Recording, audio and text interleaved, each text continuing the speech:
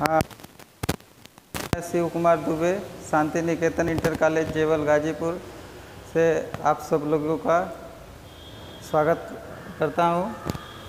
और आज कक्षा 9 का हिंदी विषय का ये कक्षा 9 विषय हिंदी और पाठ का नाम है साखी, कबीरदास जी के द्वारा लिखा गया है। और इसमें कबीरदास जी के बारे में संक्षिप्त परिचय आप लोगों को बता दें कि निर्गुण भक्ति शाखा के श्रेष्ठ कवियों में कबीरदास जी गिने जाते हैं। और भक्ति धारा दो भागों में बांटी गई है, एक सगुण एक निर्गुण। तो निर्गुण भक्ति धारा के श्रेष्ठ कवियों में कबीरदास जी सर्वोपरि हैं, सबसे ऊपर आते हैं। अन्य कवियों में रैदास हैं, दादू हैं, नानक हैं, ये सभी लोग हैं। इनका जन्म कबीरदास जी का लहरतारा गांव में हुआ था, वाराणसी जिले के अंतर्गत पड़ता है। और ये पढ़े लिखे नहीं थे। इन्होंने अपने बारे में बोला है कि मसी कागज छुयो नहीं, कलम गहे नहीं हाथ,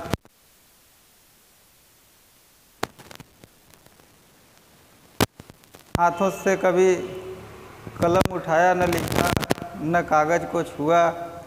लेकिन इनकी कही हुई बातों को इनके पुत्र कमाल ने संग्रहित किया, जिसका नाम बीजक रखा गया है। इनकी रचना थी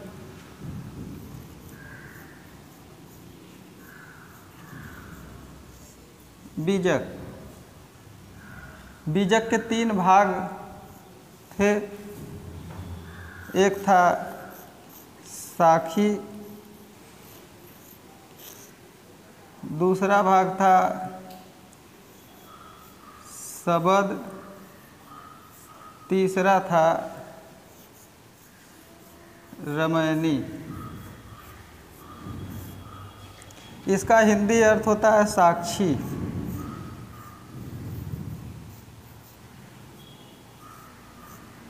इसका होता है सीख। इसका अर्थ होता है आत्मसात करना।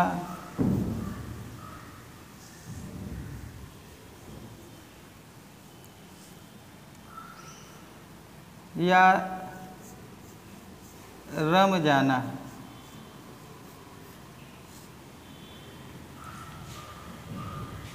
तो साखी का मतलब साक्षी। साक्षी का एक और सामान्य अर्थ आप लोग समझ लीजिए, इसको कहते हैं गवाह, विटनेस। और कैसा विटनेस? आई विटनेस, जो प्रत्यक्ष देखे और उसका वो जो है गवाही करे। तो साखी में इन्होंने दोहे लिखे। तो चलिए शुरू करते हैं। आप लोग इस वीडियो के माध्यम से दोहे मैं पढ़ करके आप लोगों को इसका भावार्थ बताऊंगा, अर्थ बताऊंगा इसका। और आप सभी लोग इसको जो है अपने टेक्स्ट बुक अर्थात पाठ्य पुस्तक से इसको देख लेंगे। पहला दोहा लिखते हैं, सतगुरु हम सूरीज करी, एक कहा प्रसंग, बरसा बादल प्रेम का, भीग गया सब अंग। अर्थात कबीरदास जी कहते हैं कि जो सतगुरु है वह अपने शिष्य पर रीझ करके प्रसन्न हो करके एक प्रसंग की बात उसको बताता है, एक ज्ञान की बात बताता है। वह प्रसंग कौन सी है, कौन सी बात है? प्रेम की बात है। और उस गुरु के द्वारा शिष्य को प्राप्त प्रेम का जो ज्ञान है उसको उद्देशित करते हुए कहते हैं कि सतगुरु शिष्य पर प्रसन्न होकर के एक प्रसंग का व्याख्यान बताता है और सतगुरु के स्नेह के कारण प्रेम का जो बादल है, सद्गुरु के प्रेम का जो बादल है शिष्य पर वर्षण करता है, ज्ञान रूपी बरसात करता है, जिससे शिष्य का पूरा अंग भींग जाता है। एक बार इसको फिर से बता देता हूँ। कबीरदास जी कहते हैं कि सद्गुरु प्रसन्न होकर के अपने शिष्य को एक ज्ञान की बात बताता है और सद्गुरु के प्रेम रूपी बादल का वर्षण शिष्य के ऊपर होता है और शिष्य सर्वांगीण रूप से भींग जाता है उस प्रेम में। आगे कबीरदास जी कहते हैं कि राम नाम के पट तरे देखो कछु नाहि, क्या ले गुरु संतोषिए हौस रहे माही। अर्थात कहते हैं कि गुरु ने हमें राम का नाम दिया और हमारे द्वारा गुरु को कुछ नहीं दिया जा सकता, लेकिन शिष्य के हृदय में यह भाव उमड़ रहा है कि ऐसा मैं क्या अपने गुरु को दूं जिससे हमारे गुरु संतुष्ट हो जाएं। यही नीचे की पंक्ति में लिखते हैं कि क्या लय गुरु संतोषिए, क्या लेकर के गुरु संतुष्ट हो जाएं। हौस रहे मन माई, मने शिष्य के हृदय में हौसला है ऐसा कि मैं भी गुरु को कुछ दूं।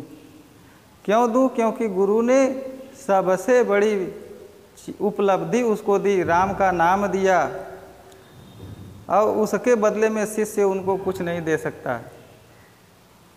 तो यही शिष्य के भावों को प्रकट करते हुए इस दोहे में कहते हैं कि राम के नाम के बदले में शिष्य द्वारा गुरु को कुछ नहीं दिया जा सकता, लेकिन गुरु के मन में एक हौसला उत्पन्न होता है, एक भाव उत्पन्न होता है कि ऐसा क्या मैं अपने गुरु के प्रति करूं, क्या उनको दूं जिससे गुरु संतुष्ट हो जाएं। अगले दोहे में कहते हैं कबीरदास जी कि ज्ञान प्रकाश्या गुरु मिला, ज्ञान प्रकाश्या गुरु मिला, सो जिन बिसरी जाई, जब गोविंद कृपा करी, तब गुरु मिल आई। देखिए इसमें कहते हैं कि ज्ञान के प्रकाश रूपी गुरु की प्राप्ति हुई। उस गुरु को शिष्य के द्वारा भूला नहीं जाना चाहिए। क्यों? क्योंकि गोविंद अर्थात भगवान ईश्वर जब कृपा करते हैं तब कहीं जा कर के किसी व्यक्ति को सद्गुरु की प्राप्ति होती है। फिर से सुनिए इसको ध्यान से। कहते हैं ज्ञान के प्रकाश रूपी गुरु की प्राप्ति हो गई शिष्य को और शिष्य उसे न भूले। क्यों? क्योंकि गुरु की प्राप्ति ईश्वर की कृपा से होती है। जब ईश्वर कृपा करता है किसी मानव पर, किसी मनुष्य पर, तब उसको सद्गुरु की प्राप्ति होती है और उस शिष्य को ज्ञान रूपी प्रकाश का सानिध्य प्राप्त होता है, जिससे वह अपने जीवन रूपी अंधकार का नाश करते हुए अपने कर्तव्य मार्ग पर अग्रसर होता रहता है। आगे दोहा है, कहते हैं कि माया दीपक नर पतंग, माया रूपी दीपक है और नर रूपी पतंगा। माया दीपक नर पतंग, भ्रमि भ्रमि वै पड़ंत, कहे कबीर गुरु ज्ञान ते एक आध उबरंत। कहते हैं कि ये जो माया है, कैसी माया? जगत माया। जगत को माया कहा गया है क्योंकि जगत आज है कल नहीं रहेगा, हम आज हैं कल नहीं रहेंगे। इस चराचर में जो दिखाई देता है वो है और नहीं रहेगा, इसलिए कहते हैं ये जगत जो है मिथ्या है, माया है। माया का शाब्दिक अर्थ होता है मा माने नहीं, या माने जो नहीं है वही माया है। अर्थात हमारे ये चर्म चक्षुओं से जो देखा जाता है वह माया के द्वारा निर्मित है। और इस माया में मनुष्य रूपी पतंगा, माया क्या हो गई? दीपक, जलता हुआ दीपक है और मनुष्य रूपी पतंगा है, जो इसी माया पर आ करके गिरता है। जैसे एक दीपक जला दिया जाए तो उस दीपक के प्रकाश में कीट पतंगे उस दीपक की लौ में नज़दीक आते हैं, उससे जल जल करके वो अपना नाश करा लेते हैं। तो ये चीज़ कहते हैं कि माया रूपी दीपक जलता है और मनुष्य रूपी कीट पतंगे उस पर आ करके अपने आप को नष्ट करते रहते हैं। लेकिन उसमें से एक आध ऐसे होते हैं पतंगे, अर्थात मनुष्य रूपी जो पतंगे हैं, एक आध ऐसे भी मिल जाते हैं जो उससे उनका कुछ नुकसान नहीं होता है। उस माया रूपी दीपक के प्रकाश में अपना क्रियाकलाप करते हुए अपनी क्षति नहीं करते हैं। क्यों नहीं करते हैं? क्योंकि गुरु जो होता है वह उनको ज्ञान दिए रहता है और उसी ज्ञान के सहारे वह जो है इस माया रूपी बंधन से मुक्त हो जाते हैं, उबर जाते हैं। इसी को कहते हैं कि गुरु कहें कबीर गुरु ज्ञान ते एक आध उपरंत। कबीरदास जी कहते हैं कि गुरु के ज्ञान से ही एक आध मनुष्य ऐसे होते हैं जो माया के बंधन से मुक्त हो जाते हैं। आगे कहते हैं कि जब मैं था तब हरि नहीं, जब मैं, क्षमा कीजिएगा ये उन्हीं का दोहा है लेकिन इसमें दूसरा लिखा है। जब मैं था तब गुरु नहीं, अब गुरु हैं हम नाही।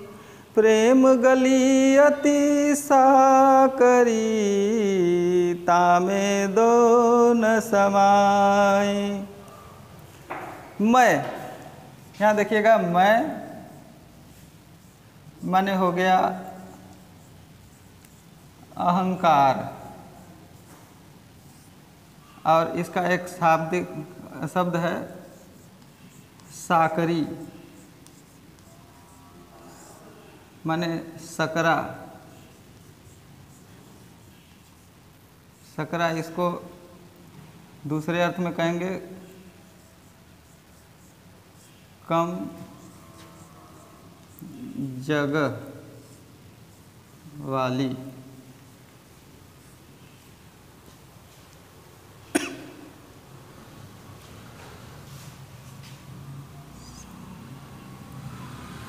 साकरी माने सकरा, कम जगह वाली। गली, गली माने होता है रास्ता। तो इसका अर्थ सुन लीजिए। कबीरदास जी कहते हैं कि जब मैं था, अर्थात मेरे अंदर जब अहंकार था, तब गुरु नहीं थे। और जब गुरु हमारे को प्राप्त हो गए तो मेरे अंदर का अहंकार चला गया।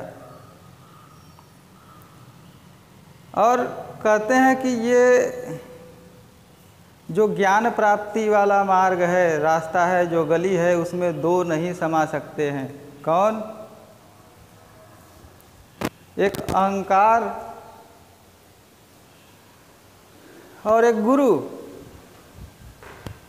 दोनों एक जगह नहीं हो सकते, क्योंकि गुरु के पास समर्पण भाव होना चाहिए। कभी कभी गुरु शिष्य की परीक्षा लेने के लिए उसको निरर्थक ही प्रताड़ित कर देता है। या कह लीजिए उसको उसकी गलती शिष्य की नहीं होती है, फिर भी उसको डांट फटकार लगा देता है शिष्य को, कि देखें शिष्य के अंदर सहनशीलता कितनी है। अगर शिष्य भड़क गया तो समझो कि उसके अंदर अहंकार है और वो अहंकार उसके गुरु के द्वारा प्रताड़ना से भड़क उठा। तो गुरु से जो भड़क जाएगा, गुरु के कार्यों में विरोध उत्पन्न करेगा, उसको ज्ञान नहीं प्राप्त होगा। जैसे उदाहरण के तौर पे अगर कक्षाएं लगी हैं, उसमें गुरु पढ़ा रहा है और जिसके अंदर अहंकार है कि अरे मैं तो इसको पढ़ लूँगा किसी भी प्रकार से, इनकी क्या ज़रूरत है, तो वो अपने तो उस अहंकार से प्रेरित होकर के उस पूरे कक्षा को डिस्टर्ब करेगा, जिससे वह कक्षा के अन्य विद्यार्थी तथा वह स्वयं भी गुरु के द्वारा दिए गए ज्ञान को ग्रहण नहीं कर सकता है। तो ज्ञान को प्राप्त करने का जो मार्ग है बड़ा सकरा है, एकदम पतला सा है, उसमें केवल एक ही आ सकता है, या तो गुरु रहेगा या तो अहंकार रहेगा। तो वही चीज़ इसमें कहते हैं कबीरदास जी कि प्रेम गली अति साकरी, जो प्रेम वाला रास्ता है गुरु और शिष्य के बीच में, जो प्रेम है वो एकदम सकरा है, पतला सा है, उसमें केवल प्रेम रहेगा या तो अहंकार रहेगा। और कहते हैं कि जब गुरु आ गए तो अहंकार चला गया। कहते हैं जब मैं था तब गुरु नहीं, अब गुरु है मैं नाय या हम नाय, यानी अब गुरु नहीं थे तो अहंकार था, गुरु मिल गए तो अहंकार हमारा चला गया। और ये प्रेम वाली जो रास्ता है उस बहुत सकरा है, बहुत पतला है, उसमें केवल एक ही आ सकता है, या तो अहंकार आएगा या तो प्रेम आएगा। आगे कहते हैं कि भगत भजन हरि नाम है, दूजा दुख अपार, मनसा वाचा कर्मणा, कबीर सुमिरण सार। कहते हैं कि भक्ति माने भक्ति, भजन हरि के नाम का, हरि के प्रति भक्ति और हरि के नाम का भजन है, लेकिन दूसरा दुख बहुत भारी है। दुख क्या है कि मनुष्य अपने मन से परेशान रहता है, मन उसका एकाग्र नहीं रहता है, वो माया में बंध जाता है, माया के प्रति वशीभूत होकर के माया के द्वारा नचाए जाने पर नाचता रहता है। कहते हैं कि कबीर दास जी कहते हैं कि सुमरण माने बार बार स्मरण करना। ईश्वर को बार बार स्मरण करने का सार एक ही है कि मन से, वचन से और कर्म से, मनसा वाचा कर्मणा, कबीर सुमिरण सार।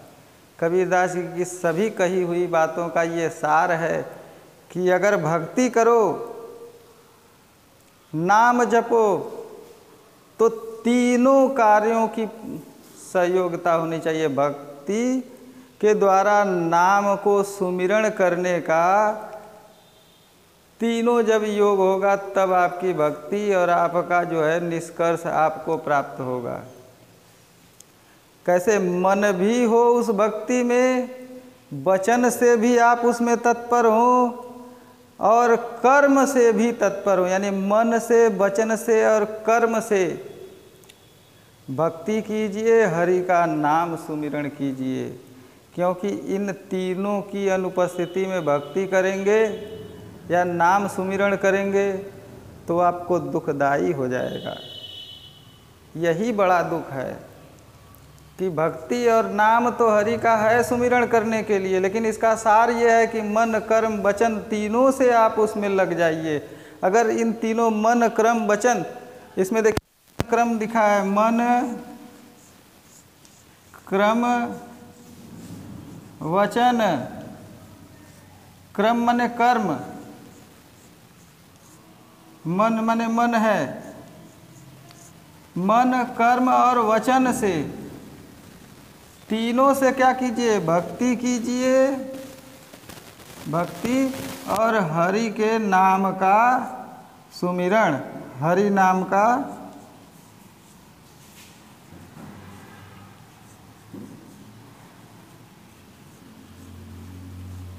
सुमिरण, यानी नाम लेते रहिए मन, क्रम, वचन से।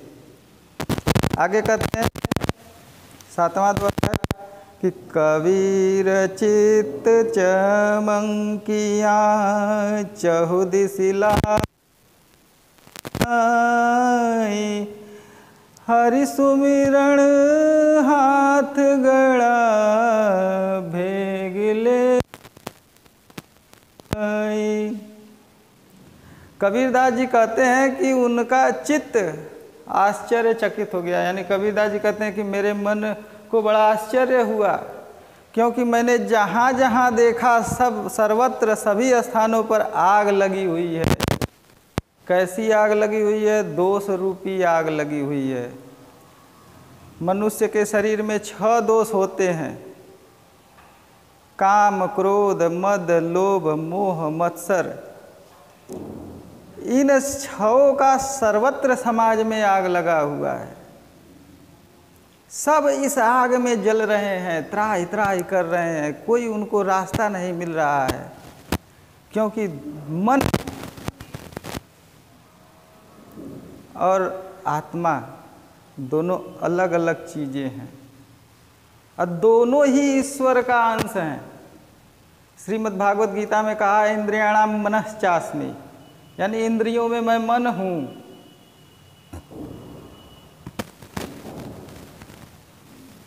तो जब वो दोनों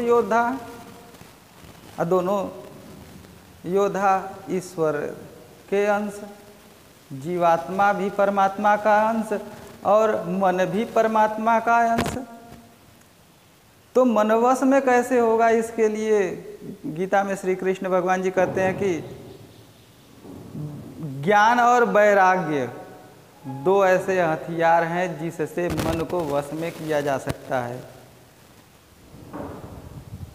ज्ञान रूपी तलवार से जो है और वैराग्य रूपी ज्ञान से, ज्ञान रूपी तलवार से मन पर प्रहार कीजिए और वैराग्य रूपी ज्ञान से उसको उस विषय से अलग कीजिए। ये गीता का रहस्य है मन को वश में करने के लिए। लेकिन यहाँ पर मैं आप लोगों को ये चीज़ इसलिए बताया क्योंकि कबीरदास जी भी कहते हैं कि मेरा मन, मेरा चित्त बड़ा आश्चर्यचकित हुआ। मैंने जहाँ देखा सर्वत्र दोष रूपी आग लगी हुई है, जिसमें प्राणी मात्र जल रहा है। तो कहते हैं उसका बताते हैं इस आग को बुझाने का उपाय का बताते हैं कि हरि सुमिरण हाथ गड़ा, हरि के नाम का स्मरण करते रहना, ये मनुष्य के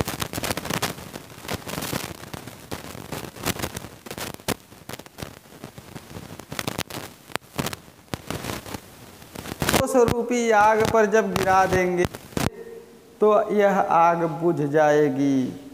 कहते हैं कि बेग लेहु बुझाए, शीघ्रता पूर्वक हरि का सुमिरण करते हुए इस दोष रूपी आग को बुझा लो, नहीं तो ये सर्वस्व नाश कर देगी, क्योंकि आग का कार्य ही नष्ट करना है।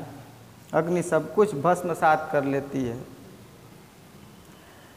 आगे कहते हैं कि अंखड़ियाँ छाई पड़ी पंथ निहार निहार, जिभड़िया छाला पर हम पुकार पुकारी।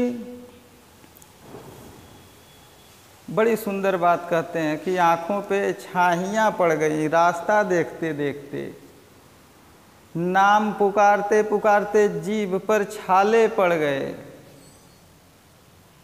लेकिन राम से भेंट नहीं हुआ,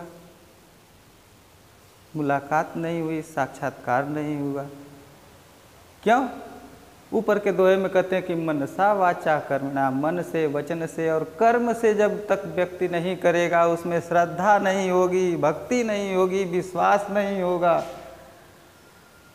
तब तक उसे कुछ प्राप्त नहीं होगा। भले वो अपने ईश्वर का मार्ग देखते रहे, उसी मार्ग पर टकटकी लगाए हुए देखते रहे, देखते देखते आँखों पे छाइयाँ पड़ जाएंगी, लेकिन वो आएंगे नहीं। उनका नाम जपते जपते जीभ पर छाले पड़ जाएंगे, लेकिन वो आएंगे नहीं।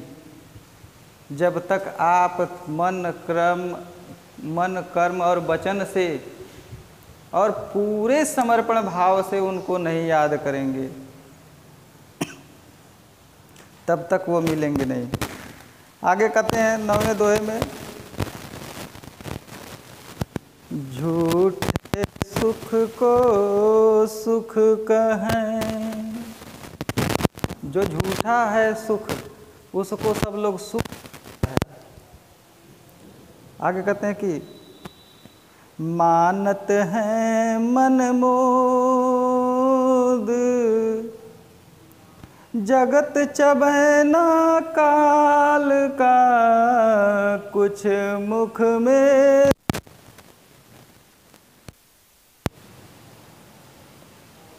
कहते हैं कि संसार वाले झूठे सुख को सुख मानते हैं और मन ही मन प्रसन्न होते हैं।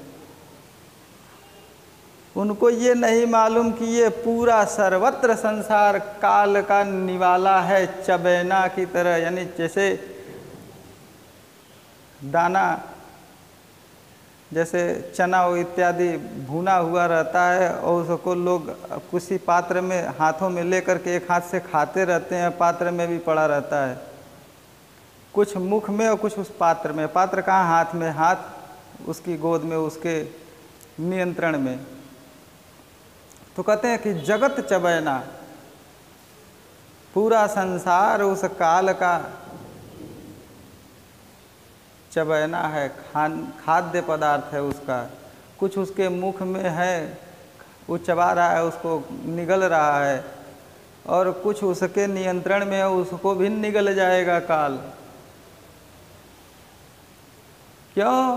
क्योंकि जो झूठा सुख है उसी को मान करके सब लोग मन में प्रसन्न हो जाते हैं कि मेरे पास गाड़ी है, मेरे पास घोड़ा है, मेरे पास पुत्र है, मेरे पास पत्नी है, मेरी माँ है, मेरे पिता है, मेरे पास ऐशो आराम की हर वस्तुएं हैं। ये सोच करके बड़ा प्रसन्न होता है कि मेरे पास सब कुछ है, लेकिन उसके पास ईश्वर का सानिध्य नहीं है, ईश्वर के प्रति उसका विश्वास नहीं है। और ईश्वर ही एक ऐसा है जिसकी कृपा पात्र व्यक्ति हो जाएगा तो उसका सब कुछ, उसका सुख में बदल जाएगा। वास्तविक सुख जो है, तो कहते हैं कि जो झूठा सुख है वो सुख नहीं, ईश्वर के प्रेम वाला सुख प्राप्त करिए। वही प्रेम, ईश्वर का प्रेम आपको, ईश्वर की भक्ति आपको इस संसार रूपी भवसागर से पार करा देगी। आप कर्म बंधन में नहीं पड़ोगे, क्योंकि इस पूरा संसार तो जगत जिसको कहते हैं, पूरा संसार जो है काल का निवाला है। वो कुछ खा रहा है, कुछ खा करके ख़त्म कर दिया है, या कुछ और जो बचा खुचा उसको भी निवाले के रूप में अपना लेगा।